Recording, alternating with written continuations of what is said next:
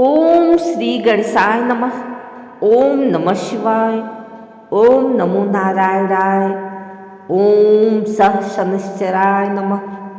सर्वप्रथम मैं अपने इष्ट देव भगवान श्री गणेश, भगवान शिव, माता पार्वती, भगवान श्री विष्णु, माता लक्ष्मी, सूर्यदेव, शनि महाराज, नवग्रह, ऋषि मुनियों तथा समस्त पितरों को सादर नमन करती हूँ।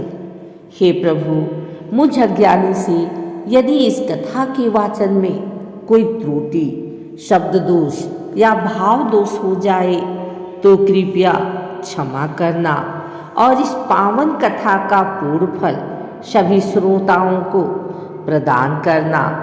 आज हम सब यहाँ शनिवार की एक दिव्य और कल्याणकारी कथा का श्रवण करने के लिए एकत्र हुए हैं। शनिवार का दिन शनिदेव महाराज को अत्यंत प्रिय है। इस दिन सच्चे मन से की गई प्रार्थना, दान और कथा श्रवण जीवन के कष्टों को दूर करता है। अब मैं आप सभी भक्तों के समक्ष शनिवार की दिव्य कथा का वाचन प्रारंभ करती हूँ। आप सभी श्रद्धा और शांत मन से कथा का श्रवण करें। प्राचीन समय की बात है। एक नगर में हरिदास नाम का एक गरीब लेकिन ईमानदार व्यक्ति रहता था। उसके जीवन में कष्ट ही कष्ट थे। व्यापार में हानि, घर में अशांति और रोगों ने उसे चारों ओर से घेर रखा था। हरिदास प्रतिदिन मेहनत करता पर सफलता नहीं मिलती। लोग कहते, इस पर तो शनि की दशा चल रही है।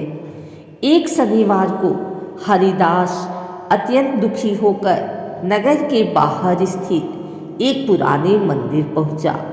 वहां मंदिर शनिदेव महाराज का था। मंदिर साधारण था पर वातावरण में अद्भुत शांति थी। हरिदास ने दीप जलाया और रोते हुए बोला, हे शनिदेव महाराज, यदि मैंने कभी जाने अनजाने में कोई अपराध किया हो तो मुझे क्षमा करें। मैं आपके शरण में आया हूँ।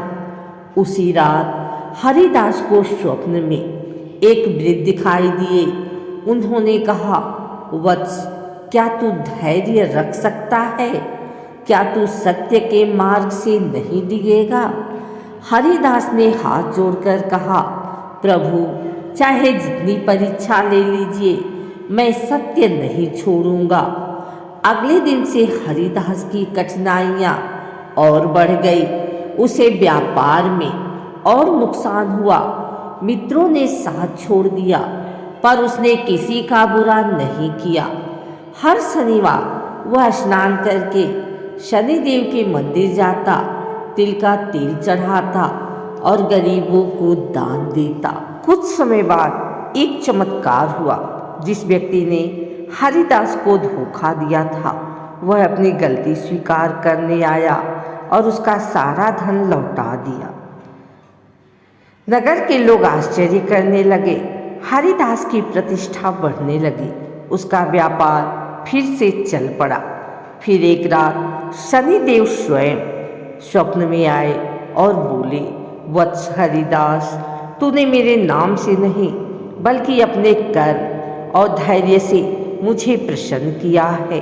याद रख, शनि दंड नहीं देता, वह केवल कर्मों का फल देता है।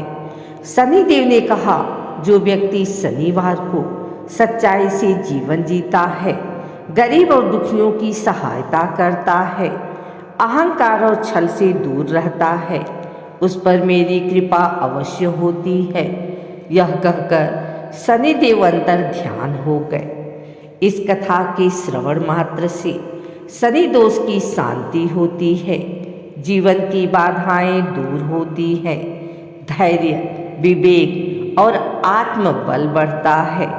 जो व्यक्ति शनिवार को श्रद्धा से इस कथा को सुनता या पढ़ता है, उसके जीवन में धीरे धीरे सभी कष्ट समाप्त हो जाते हैं।